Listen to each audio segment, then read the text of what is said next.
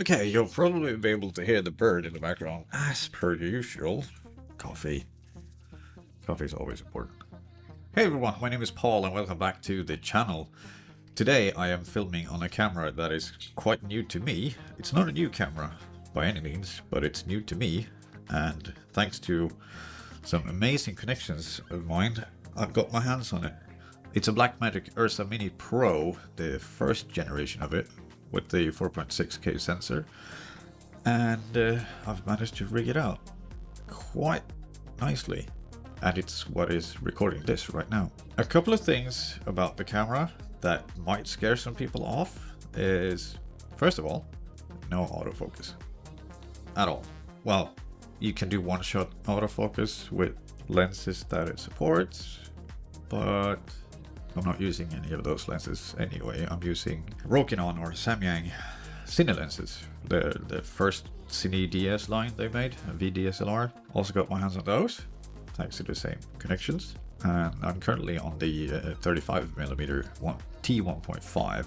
So how do I make sure that I'm in focus? Well, I've got this little thing. And here's where lack of autofocus comes in, because I can't really show you. Well, actually I can if I do this. There you go. It's a Tilta Nucleus Nano wireless autofocus. Anyway, the camera is pretty well kitted out by now. I've got the small rig mini matte box. It's got the shoulder mount rig kit thingy. It's got the SSD recorder, which I am recording to right now, to a 2.5-inch SSD, which is really handy because CFast 2.0 cards are really expensive.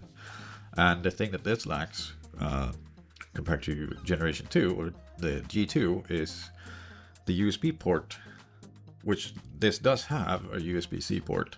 Does not support recording. It's basically just for updates. So it's either use CFast 2 cards, really fast SD cards, or the SSD recorder. What else have I got on there? Well, I do have a DJI RS2, the Ronin S2, and that came with a Raven Eye transmitter, so I am also using that for wireless video from this camera. Basically, it is set up to do multi-crew with a focus puller using like an iPad or something. The latency is really good with Raven Eye, so that is more than possible. The biggest issue I have with this camera is that it's bloody heavy, and I'm not used to that because I'm like a DSLR/mirrorless camera guy. The most like professional rig I've ever had was a rig built around the Pocket 4K. Which, yeah, with V-mount batteries and stuff, it got kind of heavy. But this is really heavy. It's like around 6 kilos, which might not sound that much.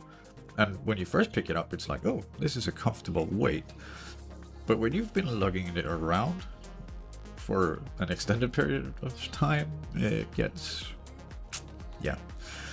And I'm not exactly a buff gym guy, but if I'm gonna keep running this setup, I probably need to do some more workout. Anyway, the reason I even got my hands on this camera is because we're planning on doing a couple of short films. Or I am planning on doing a couple of short films. Because tomorrow is my last day at work. Well, not my last day, but my last day before I go on holiday for 3 weeks.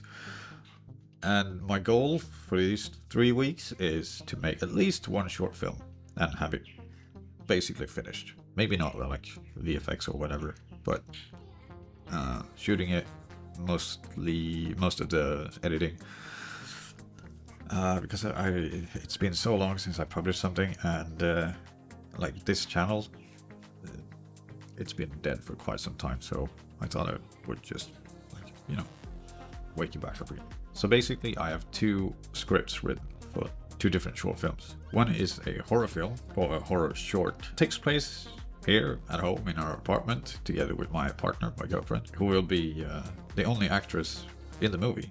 So, well, no, I'm not going to spoil too much. And also a short science fiction film, which she will also be starring in.